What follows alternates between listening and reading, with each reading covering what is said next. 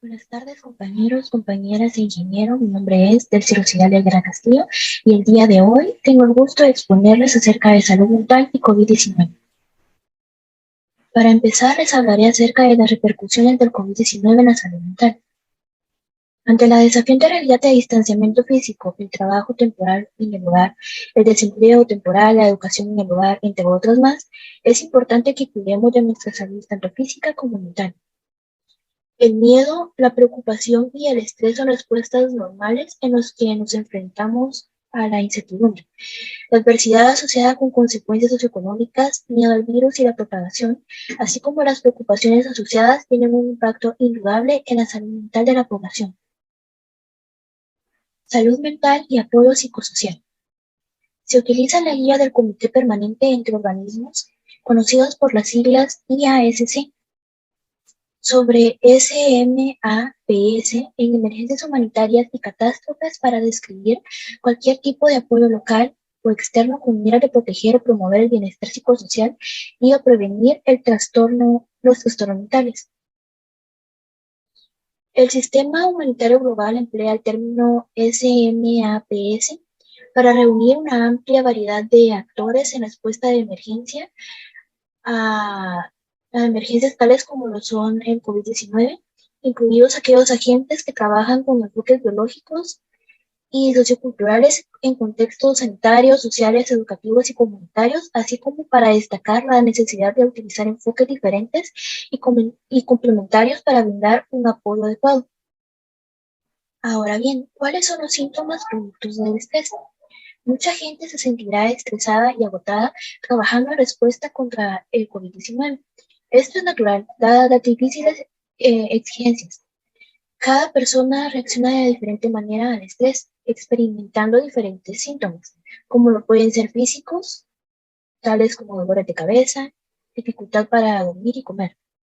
Síntomas de comportamiento, como lo son baja motivación para trabajar, mayor consumo de alcohol y drogas, y desconexión a prácticas religiosas y espirituales. Y por último, emocionales, como síntomas de miedo, estrés e ira. Respuestas psicosociales al COVID-19. En cualquier pandemia es común que las personas se sientan estresadas y preocupadas. Las respuestas comunes de las personas afectadas, tanto en forma directa como indirecta, pueden incluir miedo a enfermar o a morir, evitar acercarse a centros de salud por miedo a infectarse mientras reciben atención, miedo a perder el sustento, no poder trabajar debido al aislamiento y ser despedidos de su trabajo, miedo a quedar socialmente excluidos o enviados a cuarentena por estar asociados con enfermedad.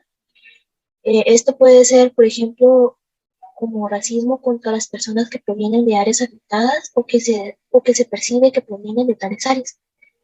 Sentirse impotentes ante no poder proteger a sus seres queridos y el miedo a perderlos.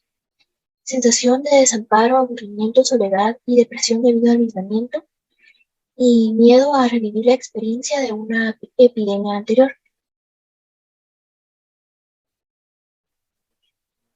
El constante miedo, preocupación, incertidumbre y los factores de estrés en la población durante el brote de COVID-19 pueden tener consecuencias a largo plazo en las comunidades, familias y personas vulnerables, tales como el deterioro de las redes sociales, las dinámicas y las economías locales, el estigma hacia los pacientes sobrevivientes que lleve al rechazo por parte de las comunidades, posible estado emocional mayor, enojo y agresión contra el gobierno y los trabajadores de la primera línea,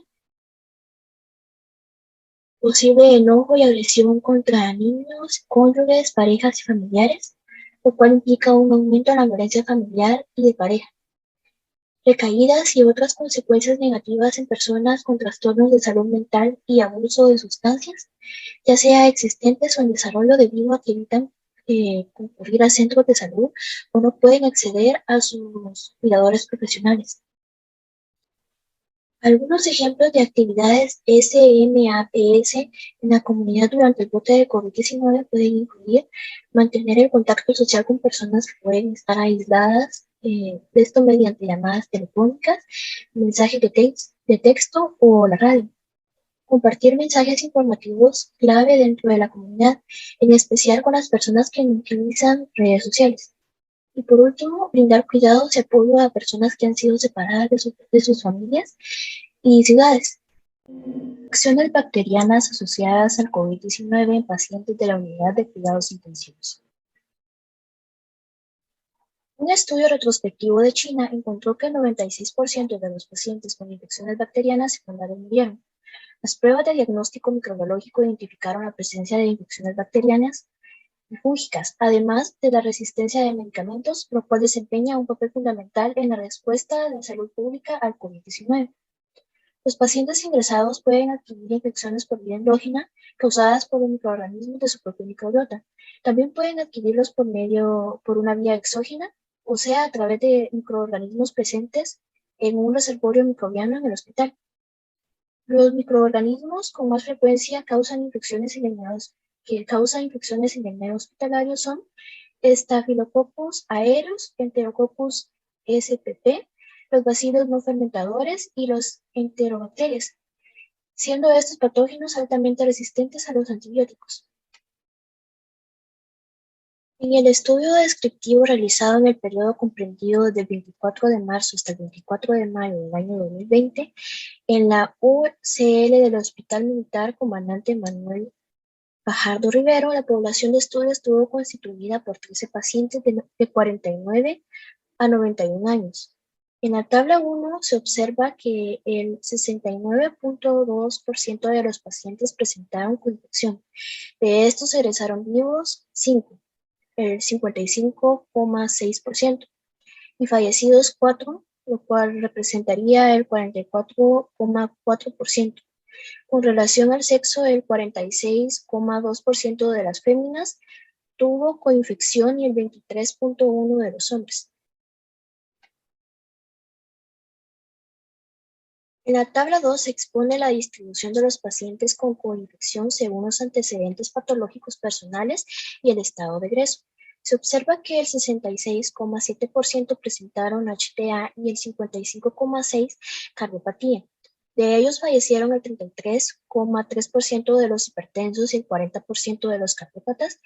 De los 2 pacientes diabéticos, uno falleció. En la figura 1 aparecen los microorganismos aislados en la coinfección de SARS-CoV-2. Se pueden apreciar que el 27,1% se identificó la Escherichia coli seguido de Klebsiella pneumoniae, el complejo Acinetobacter baumannii, Acinetobacter calcoaceticus y Pseudomonas aeruginosa en un 18,8%. Se obtuvo solo crecimiento positivo de Staphylococcus aureus y de Mozzarella catarrhalis en un 9,1% respectivamente. Para describir los niveles de resistencia se probaron 15 antimicrobianos en la tabla 3. De estos, el 53,3% tuvo niveles de resistencia mayores o iguales al 50%. En el estudio se identificaron 3 cepas multiresistentes a fármacos, que representaron el 27,3% total de las cepas estudiadas. De ellas fueron 2, Escherichia coli y el complejo Acinetobacter baumannii.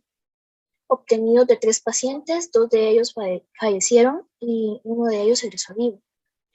Resultaron resistentes a más de un antimicrobiano de los 3 grupos empleados en los antibiogramas.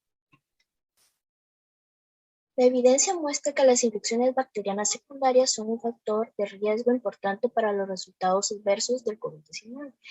En esta serie de 13 casos, la coinfección fue de 69,2%, similar a resultados obtenidos a Zhou y otros 4 según el estudio retrospectivo, en el cual se encontró que 27 de 28 pacientes con infecciones bacterianas secundarias murieron. Eso estima un aproximado del 96%. La mitad de los no sobrevivientes experimentaron una infección secundaria, 27 de 54 para ser más exactos. Revisión de la literatura existente indica que el 8% total de los pacientes ingresados han sufrido con infecciones fúngicas o bacterianas. La presentación más habitual de esas infecciones es la bacteremia. Entre los microorganismos encontrados aparecen tanto bacterias gram-positivas como Staphylococcus aureus, como gram-negativas, como la Acinetobacter baumannii, Klebsiella pneumoniae. En muestras respiratorias se detectaron también bacterias atípicas como la Legionella sp y la Clamidofila pneumoniae. En este estudio no se presentaron infecciones fúngicas. Algunos pacientes, especialmente los gravemente enfermos, tuvieron infecciones de bacterias y hongos. Los cultivos bacterianos comunes de pacientes con infecciones secundarias incluyeron A. baumannii, K. pneumoniae, A. flavus, C. labrata y C. albicans. Un estudio realizado en China informa que la transmisión nosocomial de SARS-CoV-2 puede prevenirse en gran medida mediante medidas de control de infecciones basadas en un enfoque combinado de vigilancia de laboratorio activa y optimizada, pruebas de diagnóstico molecular rápido y rastreo de contactos para trabajadores de la salud con exposición no protegida.